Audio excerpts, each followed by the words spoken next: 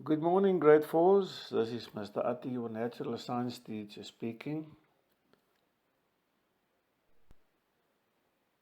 Today we are going to talk about materials around us. Materials are all around us. Some materials are solids, some are liquids, and some are gases. Material will always be one of these three things. But what exactly are solids, liquids, and gases? Let's investigate the properties of solids, liquids, and gases. When can we say a material is solid? If I move my phone around from place to place in the same room or any room, it will still have the same shape. So we can say solids keep the shape is a property of a solid. The word property has different meanings. Your dad owns the house you live in, so he's the owner of the house. It's his property. When we use the word property in sciences, we look at what makes of matter special. How does it behave different from other materials? Now there are several examples of solids: stone, table, chair, pen, cell phone, car, speaker. Let's imagine that we can shrink ourselves down to the size of such a matter particle. What would we see if we could look around inside a solid? Now, we could see the particles in a solid are packed tightly together. That means that they are very, very close to one another. That's why the solid keeps its shape, because the particles are very close together. We would also see that the particles in the solid have fixed positions. They cannot move from their positions. This explains why solids keep their shape.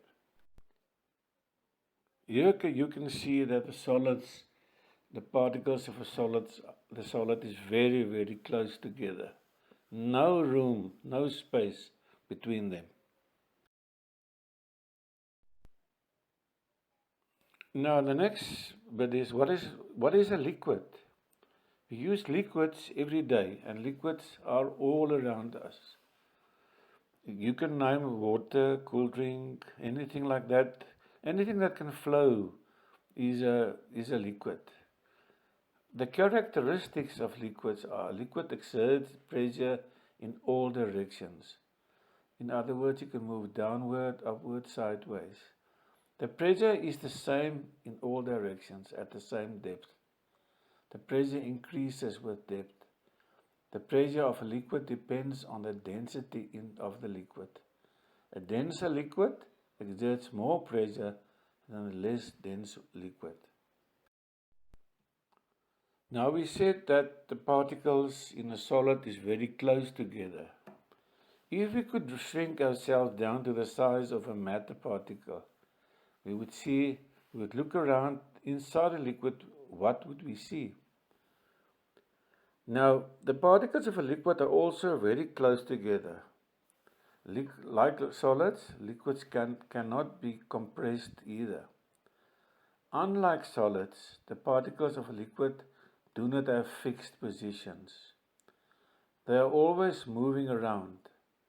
This explains why liquids flow to take the shape of their container. Here you can see that the particles in the liquid is not as close together as the liquids of a solid. The liquids, there's more room, a little bit more space between each of these solids. The particles in a gas. If we could shrink ourselves down to the size of a matter particle and we look around inside a gas, what would we see? We would see that the particles in the gas are far apart. The spaces between the particles are huge compared to the size of the particles themselves. These spaces are empty. We call this a vacuum. This explains why gases can be compressed.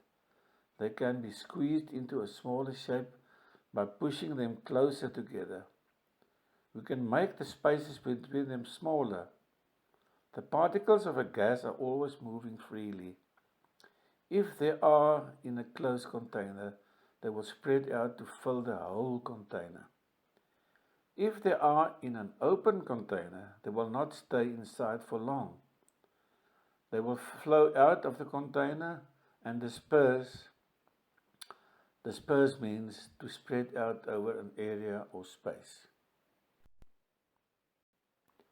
Here you can see the particles in a gas. They are very, very far apart from one another, not like the solids and a liquid. Now here are a few questions about solids, liquids and gases. How are the three states of matter different from each other? Is there any difference? How can we draw pictures of the three different states of matter that show how the particles in the matter behave? When matter changes from one state to another, do the particles themselves change or only their behavior? What is needed to make matter change from one state to another and back again? Arrangements of particles. We have learned that matter can exist in three different states: solids, liquids and gases. All the materials around us are in one or more of these three states. For example, you have all three states in your body. Solids, there is a bone in your skeleton. Liquid, there is water in your blood. And gases, there is air in your lungs. We have also learned that each of the states, solids, liquids and gases, has unique properties. Solids keep their shape. Liquids flow and take the shape of their container. Gases also flow and take the shape of the container. They always fill up the whole space of the container and will escape if the container is open. Arrangements of particles. We know when we have a solid or a liquid. It is easy to see a solid or a liquid, but we cannot normally see gases.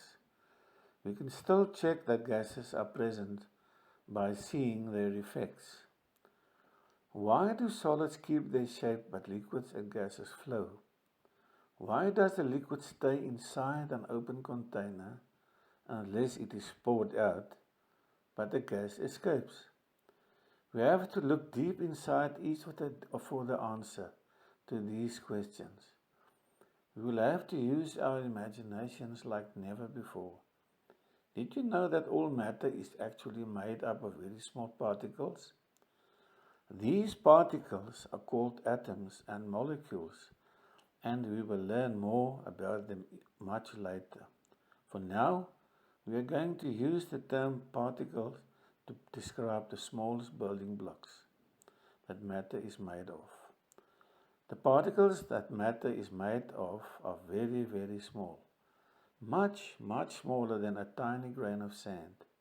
Much, much smaller even than a speck of dust. Do you have any idea how small that is? Now for some practical work, you can go outside your house and see if you can identify solids, liquids and gases. See what you can find outside in your garden around your house. What solids you find, what liquids can you find, and what gases can you find. Well done, grade 4s. We've worked through the terms STEM, solids, liquids and gases. If you want to go to the video clip life cycle, you can learn more. If you are not sure about any of the work, please phone the school cell phone number and I will phone you back. I really miss you guys. Keep safe and I can't wait to see you soon. Bye bye.